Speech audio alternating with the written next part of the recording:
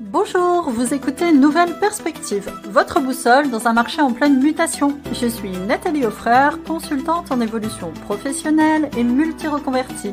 Saviez-vous que 60% des actifs veulent changer de métier dans les 5 prochaines années?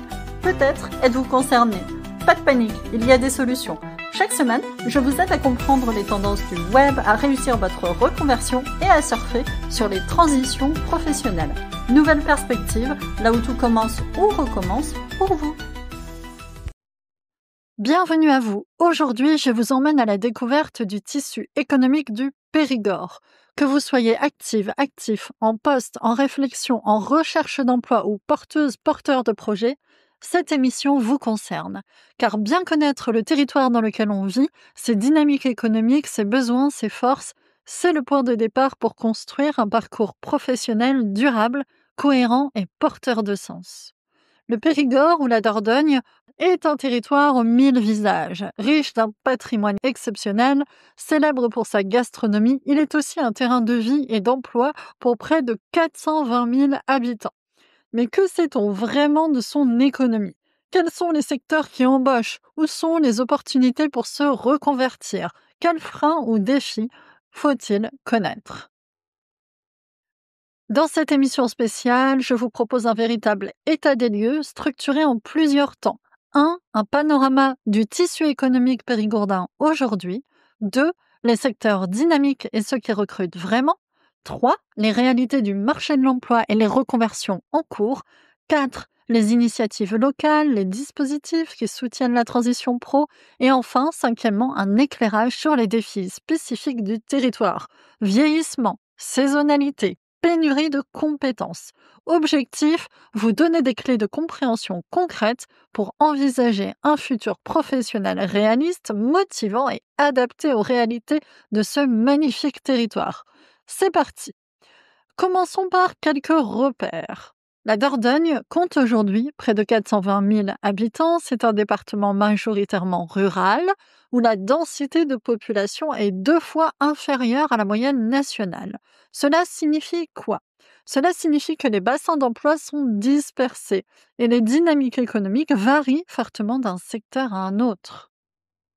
Autour de Périgueux, Bergerac, Sarlat ou Nontron, des zones d'activité structurent le territoire et dans chaque sous-région du Périgord, des spécificités économiques se dessinent. Le Périgord noir au sud vit largement du tourisme et de l'agriculture de qualité. Le Périgord pourpre autour de Bergerac se distingue par sa viticulture et son agroalimentaire. Le Périgord vert au nord est plus tourné vers l'artisanat, la forêt, l'industrie légère. Le tissu économique local est composé à plus de 80% de TPE et PME, souvent familiales, ancrées dans leur territoire. On y trouve une grande vitalité entrepreneuriale. En 2024, plus de 5000 entreprises ont été créées dans le Périgord, malgré un léger recul par rapport à l'année précédente. Mais le Périgord, c'est aussi un territoire vieillissant. Plus d'un tiers des habitants ont plus de 60 ans. Ce vieillissement pèse sur le marché de l'emploi, il y a moins de jeunes actifs disponibles, mais davantage de besoins dans les secteurs du soin, de l'accompagnement ou du commerce de proximité. C'est dans ce contexte que la reconversion prend tout son sens, car si certains métiers déclinent ou peinent à recruter, d'autres secteurs sont en plein essor, parfois méconnus, parfois en tension. Dans la deuxième partie, nous allons justement faire un tour d'horizon de ces secteurs dynamiques et des opportunités concrètes qu'ils offrent. Voyons à présent dans quel domaine professionnel vous pouvez envisager une reconversion professionnelle en phase avec les dynamiques du territoire. Commençons par le plus évident, le tourisme. C'est un fleuron du Périgord. Chaque année, des millions de visiteurs sont attirés par ses châteaux, ses grottes, sa gastronomie et ses paysages. Le tourisme génère environ 9000 emplois locaux, mais derrière ce chiffre se cachent surtout des besoins saisonniers très importants. Les métiers les plus recherchés, serveurs, cuisiniers, réceptionnistes, agents d'entretien, animateurs, guides, vendeurs en boutique touristique. Si vous avez le goût de l'accueil, une appétence pour les langues ou le sens du service, ce secteur est une véritable porte d'entrée avec des formations accessibles rapidement. Deuxième secteur majeur, le soin et l'aide à la personne. Avec plus d'un tiers des habitants âgés de plus de 60 ans, la demande explose. Infirmiers, infirmières, aides-soignants, auxiliaires de vie, agents de services hospitaliers, mais aussi les métiers du médico-social. Le département recrute à tour de bras et les reconversions sont fréquentes dans ce secteur. De nombreuses personnes venues du commerce, de l'éducation ou du monde administratif se tournent vers ces métiers en quête de sens. Il existe aujourd'hui des formations financées, notamment via le CPF ou France Travail, qui permettent de changer de voie sans attendre plusieurs années d'études. Il y a des gens comme moi qui proposent des bilans de compétences, des accompagnements à la création d'entreprises. Troisième grand pilier de notre économie, les amis, l'agriculture et l'agroalimentaire. Vous aimez travailler en extérieur? Vous rêvez d'un retour à la terre ou d'un métier plus manuel, plus connecté aux saisons? La Dordogne offre un vivier d'opportunités. Arboriculture, viticulture, maraîchage, élevage, transformation de produits, conserverie, fromagerie, distillerie. On y produit 28% des noix françaises, du foie gras, du vin, de la truffe, des fraises, un paradis pour les circuits courts et les produits d'exception. Les formations agricoles sont nombreuses, lycée agricole, LMFR, CFPPA et les besoins de main-d'œuvre sont là, notamment sur les exploitations familiales qui peinent à trouver des repreneurs. Enfin, mention spéciale à deux secteurs émergents qui montent. Le premier, c'est le numérique. Si vous pensez que le Périgord est à la traîne sur ces questions, détrompez-vous. Plusieurs tiers-lieux, incubateurs et start-up s'implantent dans le département. Des métiers comme développeur web, chargé de communication digitale, graphiste, community manager peuvent aujourd'hui s'exercer depuis Périgueux, Sarlat ou même un village reculé grâce à la fibre et aux espaces de coworking. Des formations qualifiantes, souvent gratuites d'ailleurs, sont proposées pour se lancer dans ce domaine. Il y a aussi l'artisanat et les métiers de la main, menuiserie, maroquinerie, textile, métiers d'art. Le Périgord regorge de savoir-faire ancestraux qui ne demandent qu'à être transmis. Hermès a ouvert un atelier à Nontron. Repetto fabrique encore ses ballerines localement. Et les artisans d'art sont nombreux à chercher des apprentis ou des repreneurs. Si vous aimez créer, si vous avez envie d'un métier ancré dans le concret, pensez-y. C'est aussi une voie de reconversion noble et valorisante. Depuis quelques années, le marché de l'emploi en Dordogne évolue. Si on a longtemps parlé de fragilité économique ou d'un territoire enclavé, les chiffres récents montrent au contraire une certaine vitalité, mais aussi une recomposition profonde du paysage professionnel. D'abord, quelques données clés. En 2024, plus de 27 000 embauches ont été enregistrées dans le département, 27 000. Le taux de chômage est descendu sous la barre de 7%, un niveau plutôt favorable, même s'il masque des inégalités de territoire. Les offres non pourvues sont nombreuses, notamment dans la restauration, bien évidemment, la santé, la logistique ou encore le bâtiment. Autrement dit, on recrute en Dordogne. Mais ce recrutement est parfois freiné par un phénomène qui est bien connu, l'inadéquation entre l'offre et la demande, ce qu'on appelle dans le jargon le mismatch. D'un côté, des métiers qui peinent à attirer, aide à domicile, conducteur d'engin, serveur. De l'autre, des demandeurs d'emploi qui n'ont pas toujours les bons diplômes ou qui ne savent pas que ces métiers peuvent leur convenir. C'est là que la reconversion entre en jeu. Et elle est bien réelle. De plus en plus d'actifs, souvent issus de la classe moyenne, repensent leur trajectoire professionnelle. En quête de sens, de meilleures conditions de travail ou d'un nouvel élan, ils se dirigent vers des secteurs qu'ils n'auraient jamais envisagés. Prenons l'exemple d'un ancien commercial devenu fromager artisanal, d'une secrétaire reconvertie en tant qu'auxiliaire de vie ou d'un ouvrier du bâtiment formé au métier de la menuiserie et de l'ébénisterie. Ces parcours ne sont plus vraiment marginaux. Ils sont même de plus en plus fréquents. Ce qui favorise cette dynamique, c'est aussi l'accès à la formation professionnelle. Le compte personnel de formation, CPF, les dispositifs de Transition Pro, je vous renvoie vers Transition Pro Aquitaine et vers l'émission que j'ai faite sur les dispositifs de formation à votre disposition. Les formations courtes aussi, proposées par la région ou France Travail, qui permettent aujourd'hui de changer de métier sans nécessairement avoir à tout repasser au niveau des longues études. Bien sûr, c'est toujours un plus de démarrer par un bilan de compétences. On peut aussi faire une VAE, validation des acquis de l'expérience. C'est un tournant majeur. En Dordogne, cette volonté de réorientation est palpable dans les statistiques. Le nombre de formations suivies par des adultes en reconversion est en hausse, notamment les métiers du service à la personne, de l'artisanat et du numérique. Les jeunes, eux aussi, redessinent le paysage de l'emploi. Beaucoup choisissent des voies professionnelles plus concrètes, CAP, Bac Pro, alternance dans les métiers de la bouche, du bois ou de la mécanique. L'apprentissage est en plein essor. À tout âge, et quel que soit son parcours, il est donc possible de rebondir, d'évoluer, de se réinventer. Encore faut-il savoir où se former, qui peut vous accompagner et quelles aides solliciter. Dans cette partie, je vais donc vous présenter des dispositifs, des lieux ressources et des acteurs locaux qui peuvent vous guider dans votre transition pro. D'abord, oui, il y a les gens comme moi, les consultants en bilan de compétences, bien évidemment, mais il y a aussi d'autres ressources. On va parler des défis à relever pour un territoire à la croisée des chemins. Nous voici dans la dernière partie de cette émission qui est aussi la plus longue. Dernière partie de cette émission spéciale consacrée au tissu économique du Périgord. Après avoir exploré ses forces, ses secteurs dynamiques et les ressources locales disponibles, on s'intéresse maintenant aux défis spécifiques que notre territoire doit relever pour accompagner efficacement la reconversion et l'adaptation des actifs.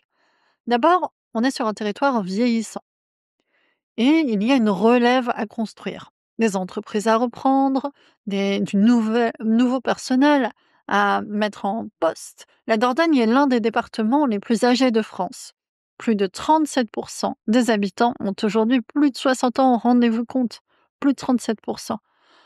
C'est plus d'un tiers. Ce vieillissement a des conséquences importantes sur l'économie locale. Il réduit le vivier de jeunes actifs, accroît les besoins en soins, bien évidemment, et en services également. Et cela provoque un vaste mouvement de départ à la retraite dans des métiers clés. Donc voilà, on est confronté à massivement du départ à la retraite. Où ça? Chez les artisans, chez les soignants, chez les agriculteurs. Il y a une urgence à attirer et former une nouvelle génération de professionnels, à favoriser le retour des jeunes sur le territoire, parce que beaucoup sont partis. Évidemment, on comprend bien pourquoi. L'activité, le dynamisme était ailleurs. Et à transmettre des savoir-faire locaux avant qu'ils ne se perdent. Cela suppose un travail de fond sur l'orientation. C'est là que des gens comme moi interviennent. Travail de fond sur l'orientation, l'attractivité des métiers. Il faut quand même que ces gens soient rémunérés correctement et travaillent dans de bonnes conditions. Mais aussi l'accès au logement, évidemment, à la mobilité, à la culture. Il faut pouvoir se déplacer, quoi. Pouvoir aussi offrir de bonnes conditions de vie à ses enfants. Donc, on a aussi une autre particularité sur notre territoire, c'est que le marché du travail est encore très marqué par la saisonnalité. Beaucoup de vacanciers, beaucoup d'activités liées à ça. Et ça va pas évoluer vers la baisse parce qu'il y a de plus en plus d'activités de tourisme intra-territorial, parce que les gens ont de moins en moins les moyens finalement de partir à l'étranger ou de partir loin.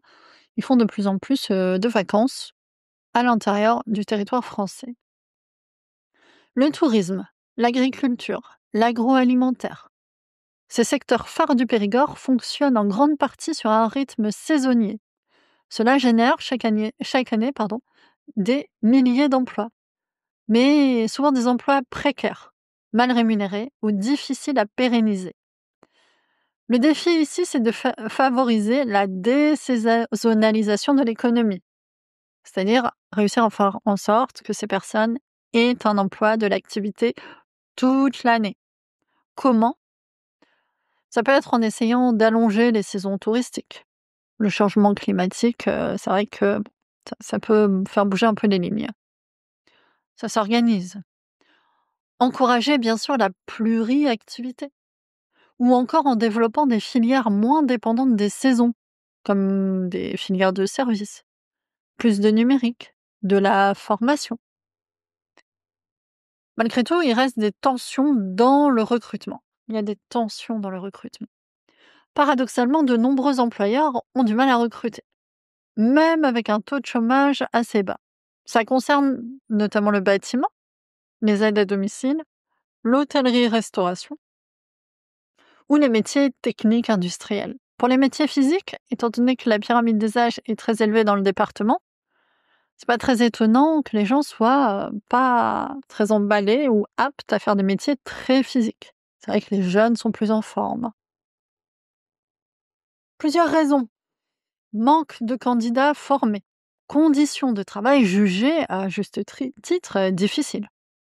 Des difficultés de mobilité, des gens pas forcément très mobiles ou qui ont des personnes à charge, tout simplement. Des aidants. Parfois une image dévalorisée aussi de certains métiers, il faut le dire. Il faut le dire. Alors, qu'est-ce qu'on a comme piste d'action pour réussir à faire coïncider ces métiers, ces secteurs avec, les demandeurs d'emploi? Bah, déjà, on va revaloriser certains métiers et il faut qu'effectivement, dans les faits, ils soient davantage attractifs. Donc il y a une réflexion à mener, une adaptation. Il y a des métiers à valoriser dès l'école et également dans les médias, et puis, dans la vraie vie au quotidien. Peut-être des métiers où, les usages devront être revus pour que les conditions de travail soient meilleures, hein. C'est quelque chose à réfléchir également.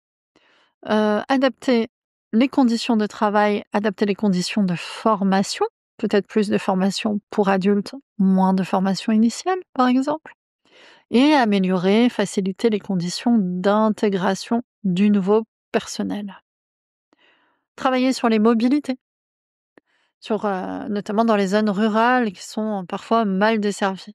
Améliorer, concrètement, les transports en commun, le covoiturage, aider, à l'obtention du permis quand il n'est pas acquis et bien sûr soutenir les reconversions vers ces filières en tension. Parce que c'est bien de vouloir se reconvertir, mais encore faut-il y arriver dans des bonnes conditions. Cela s'accompagne avec des professionnels des métiers de la reconversion. Il y a un enjeu de coordination et de visibilité des divers dispositifs existants. L'un des défis les plus récurrents que je constate dans l'accompagnement des personnes en bilan de compétences ou en création d'entreprise, c'est le manque de lisibilité de l'offre de services. Trop de personnes ne connaissent pas les dispositifs existants et je renvoie une fois de plus à l'émission que j'ai faite sur les dispositifs de formation. J'ai fait une émission là-dessus qui est en replay sur le site de RLP, RLP 102.3. Vous cliquez sur Nouvelles perspectives, vous allez voir que vous avez accès au replay de toutes les émissions. D'ailleurs, il y a probablement d'autres émissions qui vont vous intéresser si vous souhaitez vous informer sur les sujets de la reconversion et des dynamiques économiques et du web aussi, hein, parce que tout ça est très lié. Voilà. Donc, je vous renvoie, si vous voulez plus d'informations sur les dispositifs existants, vers les replays de mon émission Nouvelles perspectives 102.3 sur internet donc. Je vous renvoie également vers des structures d'accompagnement, il y en a pas mal, hem et peut-être avez-vous droit à des aides financières pour vous reconvertir. Tout ceci s'étudie. Vous avez Transition Pro, qui allez voir sur, Transition Pro Nouvelle-Aquitaine si vous vous posez des questions sur internet. Vous verrez les divers, dispositifs. Alors, il y en a d'autres, hein, mais ceux-là sont importants. Vous verrez les divers dispositifs et vous verrez les conditions, d'éligibilité. Vous pouvez aussi appeler un CEP, conseil en évolution professionnelle.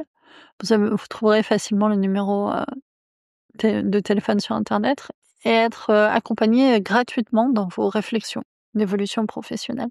C'est un service, gratuit de l'État pour vous aider, dans votre progression, dans votre réflexion. Voilà, alors c'est un accompagnement qui est, utile, qui est pas mal aussi administratif quand vous voulez monter un dossier. Après, si vous voulez mener une réflexion de fond, un bilan de compétences, c'est vraiment bien, c'est important. C'est souvent un passage obligé pour une bonne reconversion, réussie. C'est pas obligatoire, mais ça aide quand même beaucoup. Dans les grands défis aussi, de coordination et de visibilité des dispositifs, c'est important de mieux coordonner les acteurs locaux. France Travail, la région, les chambres consulaires, les missions locales, les maisons de l'emploi. C'est vrai qu'on peut être perdu et que la communication entre eux est pas forcément évidente. Et il y a un enjeu de rendre l'information accessible, claire, humanisée, pas, froide et juste factuelle, informative, mais voilà, l'incarner. À l'heure du numérique, il ne suffit pas de mettre en ligne un PDF ou une liste de formation. Ça, c'est pas de la communication efficace.